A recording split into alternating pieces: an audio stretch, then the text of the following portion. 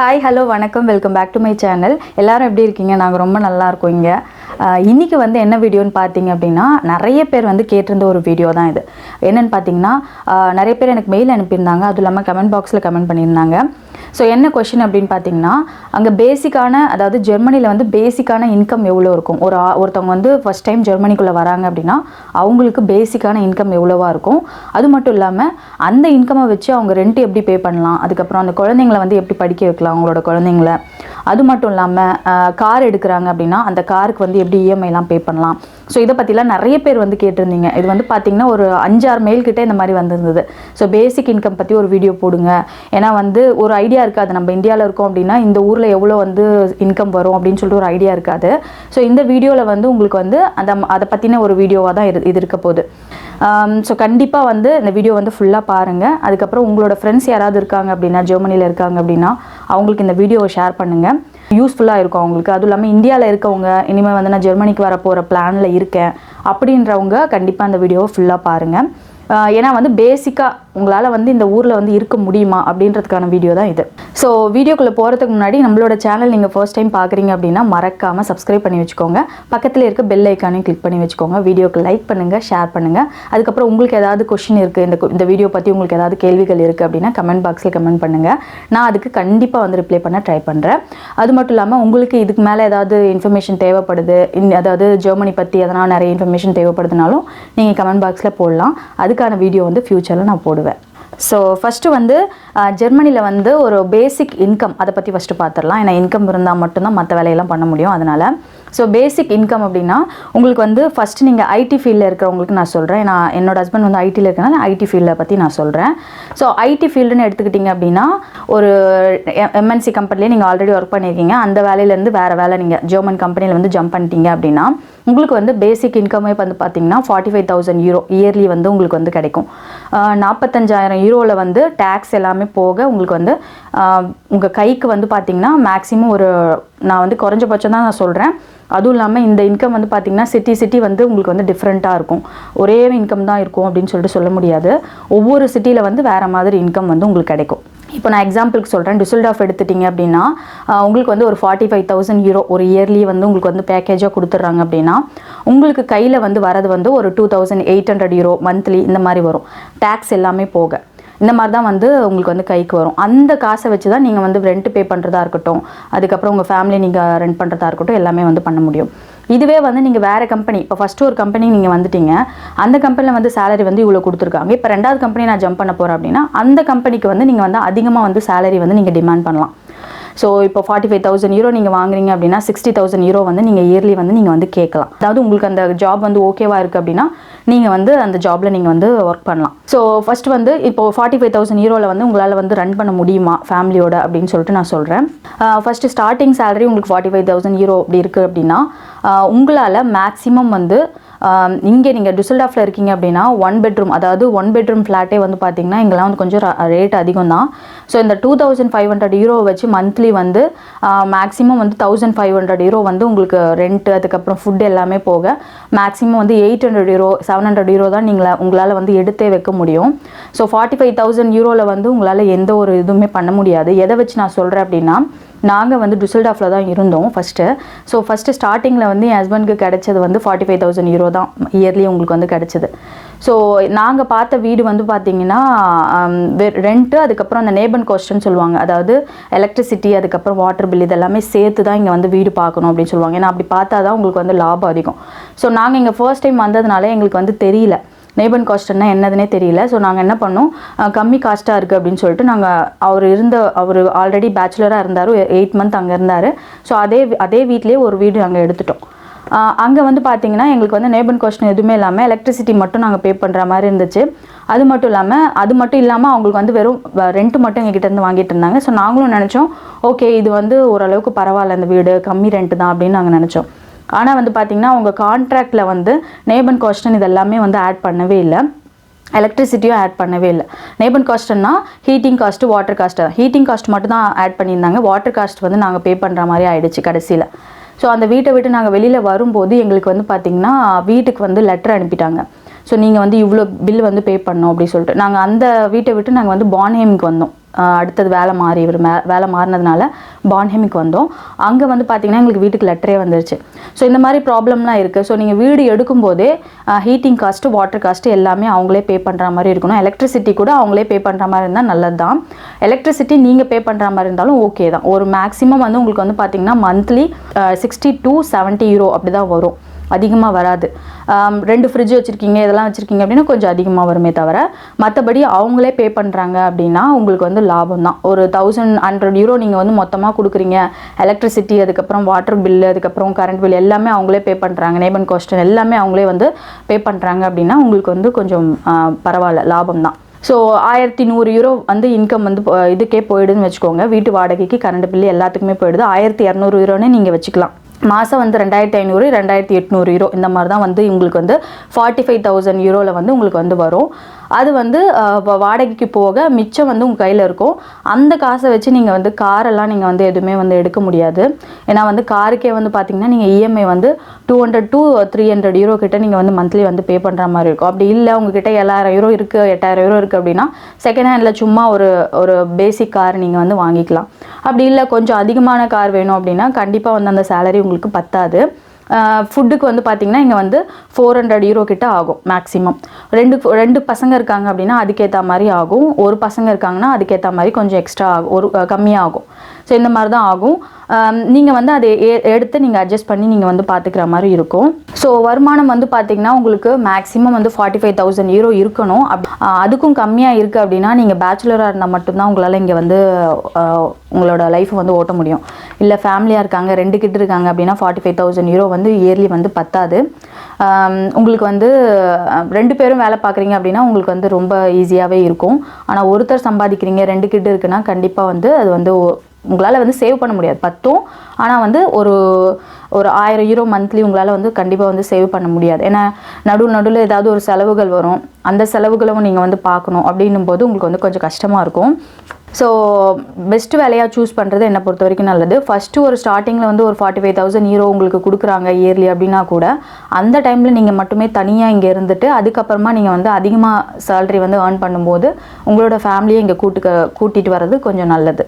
So வீட்டு வாடகை இது எல்லாமே போச்சு. முக்கியம் வந்து நல்ல வேலை சூஸ் பண்ணுறது, அதுக்கப்புறம் வீட்டு வாடகை எல்லாமே போச்சு. வீசா வந்து பார்த்திங்கன்னா நீங்கள் இங்கே வரும்போது வந்து பார்த்திங்கன்னா உங்களுக்கு வந்து ப்ளூ கார்டு, அதாவது நீங்கள் வந்து ஸ்கில் ஒர்க்கர்ஸாக இருக்கீங்க அப்படின்னா நீங்கள் வந்து ப்ளூ கார்டு வந்து இங்கே வந்து ஈஸியாக உங்களுக்கு கொடுத்துட்றாங்க இப்போது. அதுவும் இல்லாமல் அதாவது ஜாப் சீக்கர் வீசாவில் வரவங்க எல்லாருமே வந்து இங்கே ப்ளூ கார்டு ஹோல்டர் தான். அதாவது ஸ்கில் ஒர்க்கர்ஸ் எல்லாருக்குமே அந்த ப்ளூ கார்டு அப்படின்னு சொல்லிட்டு ஒன்று கொடுத்துட்றாங்க. ஸோ அதனால் வந்து உங்களோட ஒய்ஃபோ இல்லாட்டி குழந்தைங்களோ நீங்கள் கூட்டு வரும்போது அவங்களுக்கு வந்து ப்ளூ கார்டு கொடுத்துருவாங்க. ஸோ அவங்களுக்கு எந்த ஒரு ப்ராப்ளமும் கிடையாது. இப்போ வந்து ஹவர்லி பேஸஸில் வந்து இங்கே சேலரி வாங்குவாங்க இல்லையா, அவங்களுக்குலாம் வந்து ப்ளூ கார்டு கொடுக்க மாட்டாங்க.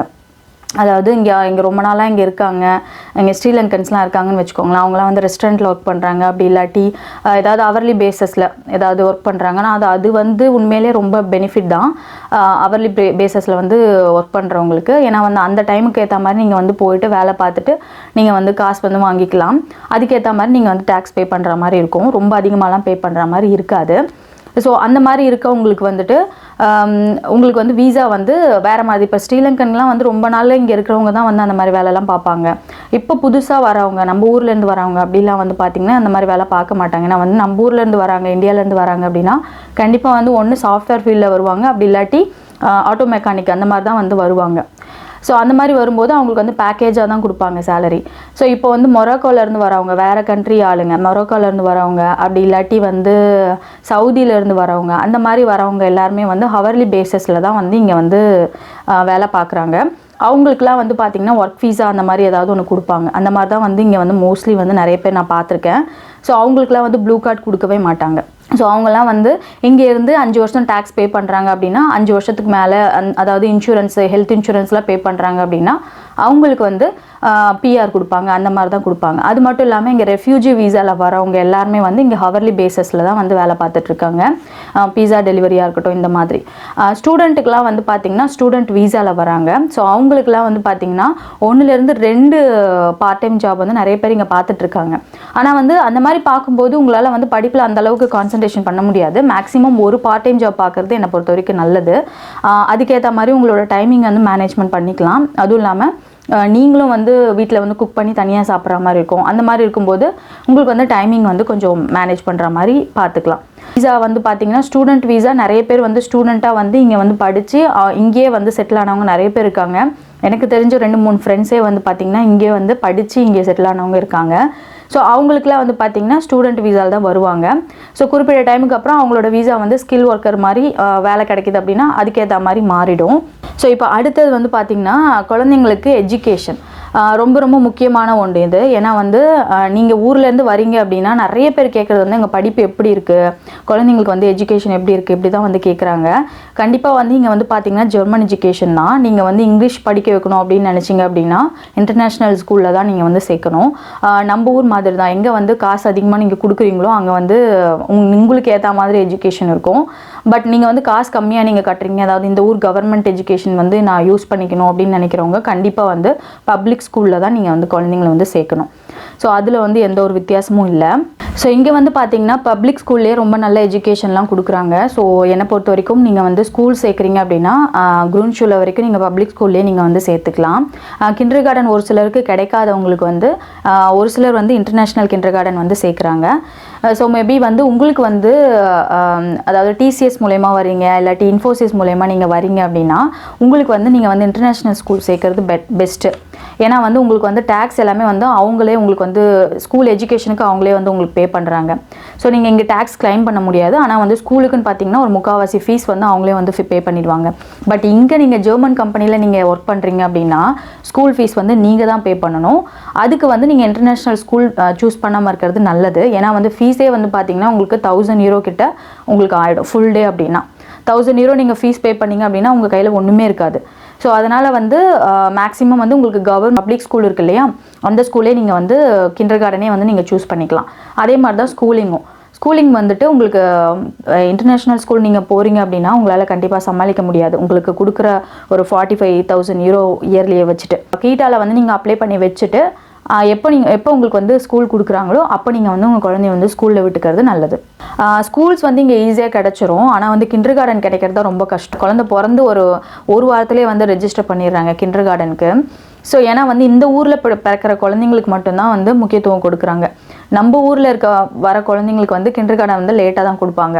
அதுவும் இல்லாமல் இவங்க ஒரு 3 கேட்டகரி கிட்ட வச்சுருக்காங்க. என்னென்னா இந்த ஊரில் பிறக்கிற குழந்தைங்க, அதுக்கப்புறம் அப்பா அம்மா 2 பேரும் வேலை பார்க்கணும், அதுக்கப்புறம் சிங்கிள் பேரண்ட்டு. இந்த மாதிரி இருக்கிறவங்களுக்கு மட்டும்தான் ஃபஸ்ட்டு வந்து ப்ரிஃபரன்ஸ் கொடுக்குறாங்க. ஸோ இல்லை ஒருத்தர் வந்து வீட்டில் இருக்காங்க, அம்மா வீட்டில் இருக்காங்க அப்படின்னா அந்த குழந்தைக்கு வந்து கிண்டர் கார்டன் கொடுக்க மாட்டாங்க. இங்கே நிறைய இடங்கள்ல அப்படி தான் நடந்துட்டுருக்கு. டுசல்டாஃபில் வந்து உங்களுக்கு வந்து ஈஸியாக வந்து கிண்டர் கார்டன் கிடச்சிருது. பட் இங்கே வந்து அந்த மாதிரிலாம் வந்து கிடைக்கிறது ரொம்ப ரொம்ப கஷ்டமாக இருக்குது. பாண்டில் வந்து பார்த்திங்கன்னா அவுட்டர் சைடில் தான் உங்களுக்கு வந்து கிண்டர் கார்டன் வந்து நல்லாவே கிடைக்குது. இங்கே சிட்டிக்குள்ளே வந்து உங்களுக்கு வந்து கிண்டர் கார்டன் கிடைக்கிறது ரொம்ப கஷ்டமாக இருக்கும். ஸோ இப்போ அடுத்தது வந்து பார்த்திங்கன்னா ஃபுட்டு வந்து குழந்தைங்களுக்காக இருக்கட்டும் உங்களுக்காக இருக்கட்டும், உங்களுக்கு வந்து பார்த்தீங்கன்னா மேக்ஸிமம் ஒரு 400 ஆகும், 400 euro கிட்ட ஆகும் உங்களுக்கு மந்த்லி. 2 பேர் இருக்கீங்க அப்படின்னா. இப்போ கிட்ஸ் இருக்காங்க அப்படின்னா கிட்ஸுக்கு வந்து பார்த்தீங்கன்னா அவங்க ஸ்கூல் போகிறாங்க, கிண்டர் கார்டன் போகிறாங்க அப்படின்னா கிண்டர் கார்டனில் அவங்க கொடுக்குற ஃபுட் எல்லாமே இவங்க வந்து சாப்பிட்டு பழகணும். அதுக்காக வந்து இங்கே வந்து பார்த்தீங்கன்னா இந்தியன் ஃபுட்டுலாம் குக் பண்ணி தர மாட்டாங்க, ஜெர்மன் ஃபுட் தான் குக் பண்ணி தருவாங்க. நீங்கள் வந்து அட்லீஸ்ட் ஒரு 1 time 2 time வந்து உங்கள் பிள்ளைங்களுக்கு வந்து ஜெர்மன் கல்ச்சர் படி ஃபுட்டு வந்து குக் பண்ணி கொடுத்துட்டீங்க அப்படின்னா அவங்களுக்கு வந்து அங்கே போய் சாப்பிடும்போதும் கொஞ்சம் ஈஸியாக இருக்கும். என்னைக்காவது ஒரு நாள் நீங்கள் வீட்டில் சமைக்கிறீங்க அப்படின்னா ஜெர்மன் ஸ்டைலில் ஃபுட்டு வந்து இப்போ நிறைய வந்து உங்களுக்கு வந்து இருக்குது. யூடியூப்லேயே நீங்கள் போட்டிங்க அப்படின்னா நிறைய ஜெர்மன் ஸ்டைல் ஃபுட்டு. அது மட்டும் இல்லாமல் அவங்க வந்து உங்களுக்கு வந்து ஸ்கூலில் வந்து ஒரு மெனு கார்டு கொடுத்துருவாங்க, வீக்லி பிளானர் சொல்லிட்டு. அந்த இதை வச்சு நீங்களே வந்து குக் பண்ணி வீட்டில் நீங்கள் கொடுத்தீங்க அப்படின்னா ஸ்கூல் போய் சாப்பிடும்போதும் கொஞ்சம் ஈஸியாக இருக்கும். சாப்பிடாம வந்து வரமாட்டாங்க, ஸ்கூலில் வந்து கொடுக்குறத வந்து சாப்பிட்டு வந்துடுவாங்க. உங்களுக்கு வந்து 2 பேருக்கு மட்டும் நீங்கள் வந்து பண்ணுற மாதிரி நீங்கள் வந்து பார்த்துக்கிற மாதிரி இருக்கும். நைட்டு மட்டும் 3 பேருக்கு பண்ணுற மாதிரி நீங்கள் பார்த்துக்கணும். ஸோ இந்த மாதிரி தான் வந்து இங்கே வந்து ஃபுட்டு வந்து போகும். மேக்ஸிமம் வந்து பார்த்தீங்கன்னா 400 euroக்கு மேலே ஆகாது, நீங்கள் 2 பசங்க வச்சுருந்தாலுமே சரி. ஏன்னா வந்து உங்களுக்கு வந்து ஃபுட்டு வந்து பசங்களுக்கு நீங்கள் 50 euro கிட்ட பே பண்ணுற மாதிரி இருக்கும் ஸ்கூலில். ஸோ அந்த மாதிரி இருக்கும்போது ஒரு ஃபுட்டுக்கு மட்டுமே ஒரு நீங்கள் நல்லாவே சாப்பிட்டாலுமே சரி ஒரு 500 600 500 550 euro அந்த மாதிரி தான் ஆகுமே. ஸோ இப்போ அடுத்தது வந்து பார்த்தீங்கன்னா கார் எக்ஸ்பென்சஸ்ன்னு பார்த்தீங்கன்னா இந்த 45,000 யூரோவில் வந்து கார் வந்து உங்களால் கண்டிப்பாக வந்து புது கார் எடுக்க முடியாது. அதுவும் இல்லாமல் செகண்ட் ஹேண்ட் கார் எடுக்கிறதா இருந்தால் கூட ஒரு 6,000 யூரோ வந்து கொடுத்து நீங்கள் செகண்ட் ஹேண்ட் கார் எடுத்துகிட்டு அதுக்கு வந்து இன்சூரன்ஸ் பே பண்ணுற மாதிரி வந்து நீங்கள் பார்த்துக்கிற மாதிரி இருக்கும்.